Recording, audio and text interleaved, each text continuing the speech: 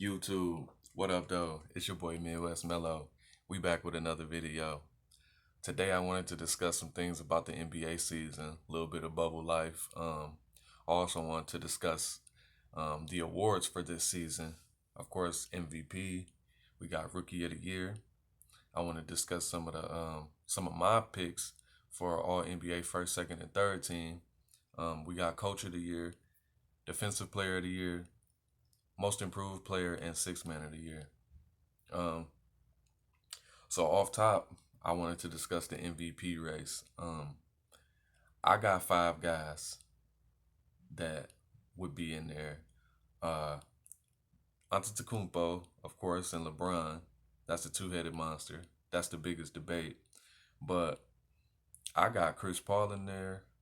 I got James Harden, and I got Luka Doncic. Uh, those are my guys. Harden is averaging about what, like 34 points a game. He's definitely an offensive specialist, and he knows how to get to the line.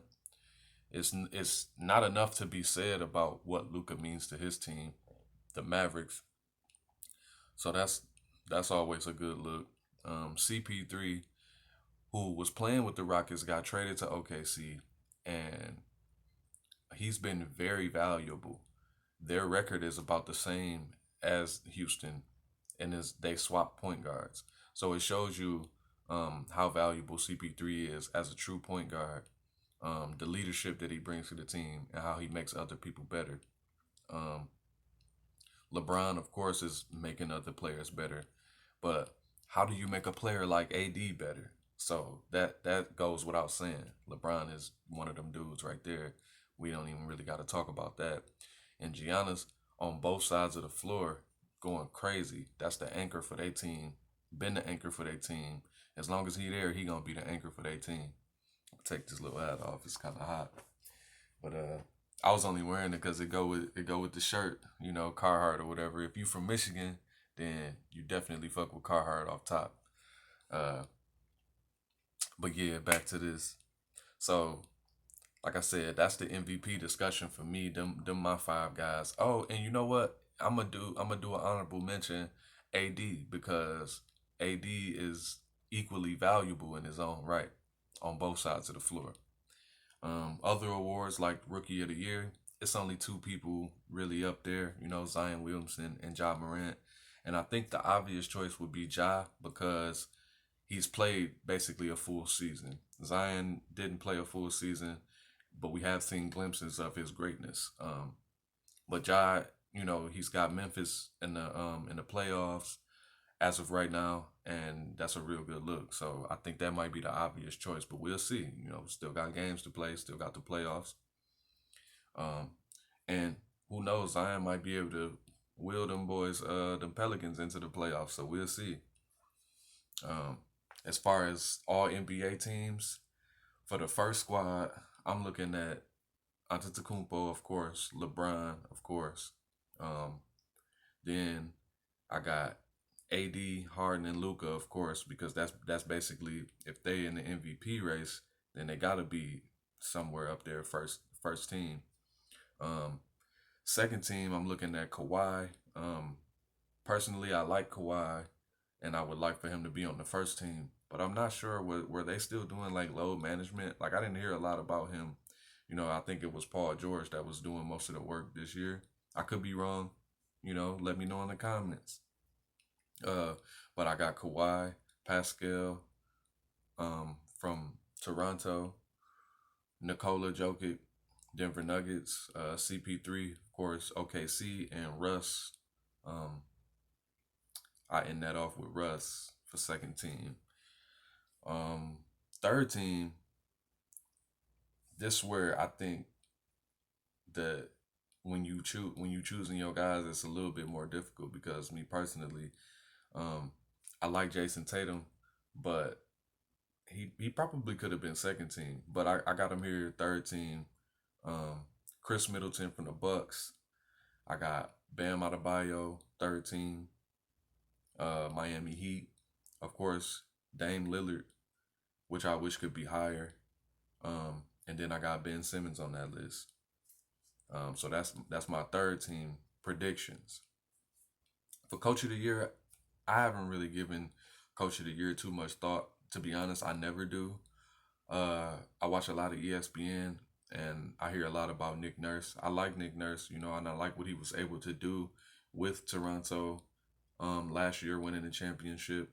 But also, when your best player leaves and you're still up there in the standings, it's pretty good. And so I admire what he has done. And you can see I put a Toronto hat up there because last year they won the ship. But to be honest, I had that hat way before they was winning ships. I had that hat when they was getting bust by LeBron. Um, but it's all good. They got there. It's sad that DeRozan went to the Spurs after the dynasty is just you know it's not there anymore. But moving on, we got Defensive Player of the Year, and me personally, I only got two people. I got Antetokounmpo and I got AD. AD's always been a powerhouse on defense, so that goes without saying. The Bucks are playing excellent defense this year, and a part of that reason is because Giannis. He's their anchor on offense and defense. Let's just keep it a buck. Um, as far as most improved player, I got three people, but I got one person that I really think is gonna get it, and that's Bam Adebayo from I said Bam Adebayo, Bam Adebayo, Miami Heat. But I got Jason Tatum on there because he nice, and he was great when he came, but each year he's gotten better, and he still continued to improve. So that qualifies him for the list. And Luca is the same situation. He was great when he got here. There was a couple things he worked on, and he got better, and he continues to get better. Um, as far as sixth man of the year, I got Montrezl Harrell, Los Angeles Clippers, which I think might get it. But the other for me is Dennis Schroeder. I like him. True point guard. He can get by you. He play defense. He always make the right play, and he don't shoot a lot of threes. But when he do, they going in. So that's my little those my picks for the awards for this year and who gonna be going at who. Um, but yeah, outside of that, this bubble life, I follow JaVale McGee, Michigan, Flint, Michigan. Um, and he was vlogging his experience on the way to the bubble and when he got to the bubble, and so it just kind of gave me an idea of what's going on. They hit you up with the mask and the sanitizer wipes and the phone sanitizer. They give you mad snacks. He was showing all the snacks that they gave him, which really looked like some off season type stuff, like for real. Like they had Hershey's, Reese's, chocolate covered popcorn, which sound nasty to me.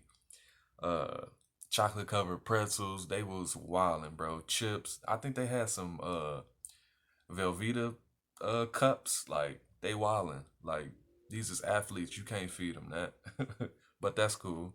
They got to give them something. But I haven't seen nobody with real food yet. I think I seen somebody eat a steak, but it didn't look legit. Like I wouldn't have wanted to eat that steak. And one fact about me anyway is I'm vegetarian. We'll do a story time about that later on. But yeah, your boy is vegetarian. It's been about 4 years. Um, but yeah, I just wanted to get on y'all about that part of bubble life.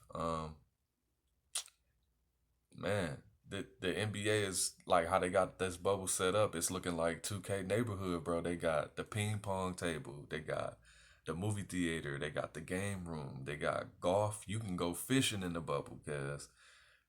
Um, and then of course the big spectacle right now is the barbershop being built. And I'm thinking like, man, we gonna be in this boy for 3 months. I'll woof for another 3 months. You feel me? Like I'm a waiver. I just woof. I ain't finna let nobody just come in and cut me up. But I'm sure they get the best of the best barbers, so that's cool. Um, but yeah, man, I just want to let y'all know what's going on with the NBA season and get y'all thinking caps on, so we can have these debates, man. Let's see who gonna do what. I'm ready to enjoy the season. Um, so yeah, like, comment, share, subscribe. Let me know how y'all feel. Let me know what y'all thinking, man. I'm up out of here. Deuces.